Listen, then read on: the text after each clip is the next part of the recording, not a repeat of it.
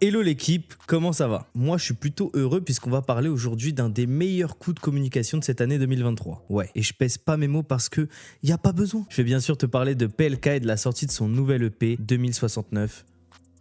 Chapeau, 2069 minutes, voilà, 2069 minutes, mais il a pas mis minutes, il a mis les petits traits là comme ça, je sais pas comment on dit. Dans cet épisode, on va se concentrer particulièrement sur cette EP puisqu'il y a suffisamment de choses à raconter. Mais évidemment, quand Polak va sortir un nouvel album, un vrai album, là je reviendrai sur l'ensemble de sa carrière parce qu'il y a des petits points hyper intéressants en communication. Il a toujours été bon à ce niveau-là et même original, j'ai envie de dire. Je suis Fid et tu regardes Focus, les seules vidéos qui analysent comment tu écoutes la musique avec tes yeux. C'est parti.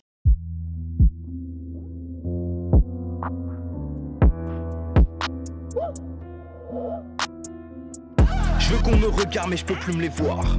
Y'a que l'image qui compte. Focus. Y'a que l'image qui compte. Focus. Y'a que l'image qui compte. Focus.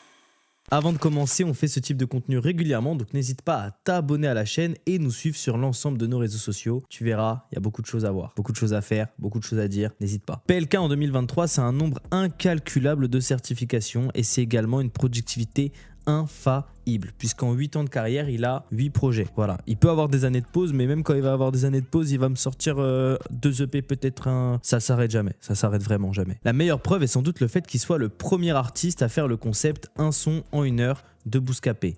Et en vrai, c'est un banger qui est lui-même certifié. Je pense qu'il n'y a pas meilleure preuve. D'ailleurs, c'est cette vidéo-là. Et c'est sur cet axe que Polak va nous teaser l'arrivée d'une nouvelle idée, d'un nouveau concept. Après plusieurs mois d'absence, il revient en fin 2022 en proposant à son public à travers une story Instagram, puis d'un live, de faire un son avec lui en direct, en live à distance. Le coup de communication fait parler de lui et le résultat en quelques heures est vachement impressionnant. Ambition démesurée, y'a que les souhaits moi-même qui pourront me censurer. J'ai déjà tout assumé, je tire 3 barres sur un blunt et je recrache la fumée. Dis-moi qui va me fumer, un pote à moi ou un enculé de fumier. Je suis devenu raffiné, au resto je prends de la truffe et du vin au dîner. Tu vois ce milieu, tu peux être à...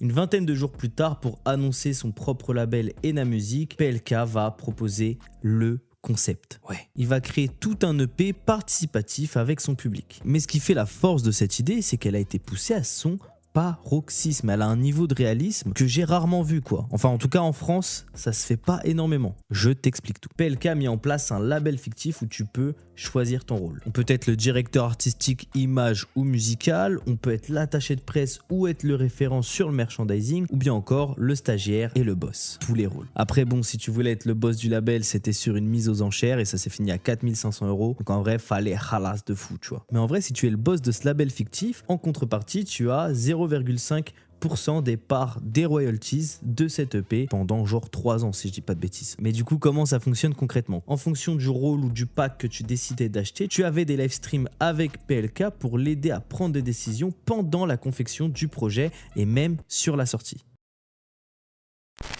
L'idée de base elle est cool, mais c'est la manière dont il a amené ça qui apporte plusieurs avantages. En premier, le concept est suffisamment intéressant pour faire parler de lui, de lui-même. Et en plus, PLK c'est déjà un artiste en place, donc en vrai, il bouge une oreille, tout le monde le relaie. Donc là, faire ça, bah en vrai, les médias ont relayé sans trop hésiter, quoi. En second, vu qu'il rassemble sa fanbase et la rend active régulièrement à l'aide de la participation, bah les auditeurs les plus fidèles de PLK sont dévoués au projet. Et comme ils sont dévoués, ça devient hyper simple pour lui d'être en top tweet à la moindre annonce, à la moindre information qu'il veut relayer en masse sur les réseaux sociaux. Hyper impressionnant. Surtout qu'il pousse le concept suffisamment loin pour ça. Par exemple, quand tu achètes le pack attaché de presse sur LinkedIn, tu pouvais actualiser ton statut en disant « Je travaille pour Ena Music, etc. en tant qu'attaché de presse. » Bangs.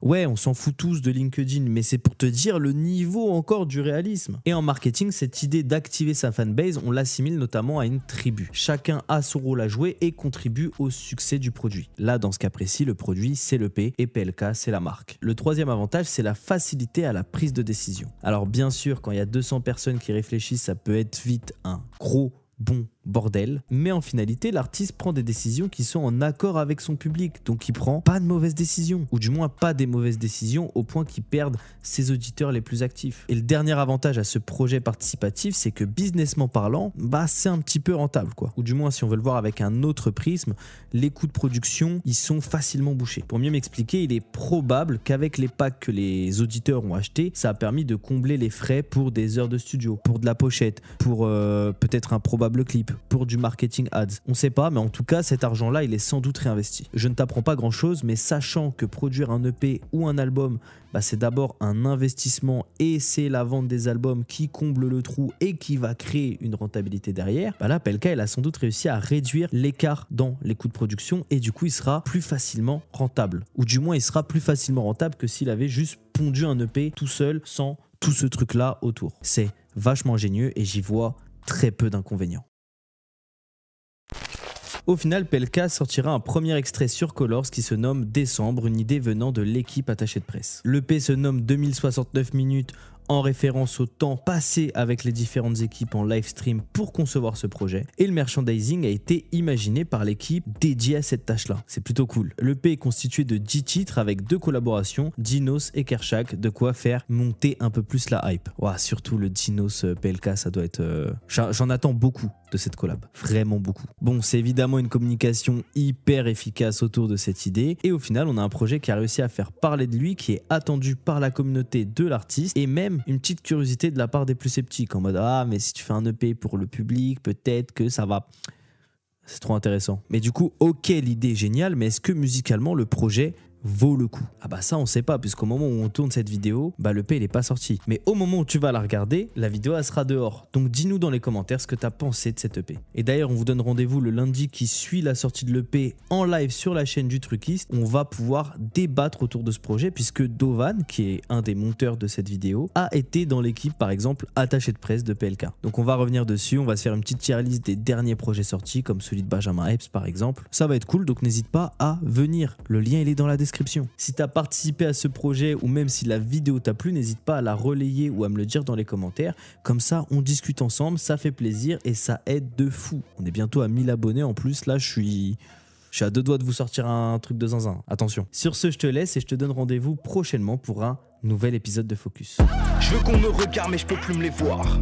Y'a que l'image qui compte. Focus. Y'a que l'image qui compte. Focus. Y'a que l'image qui compte.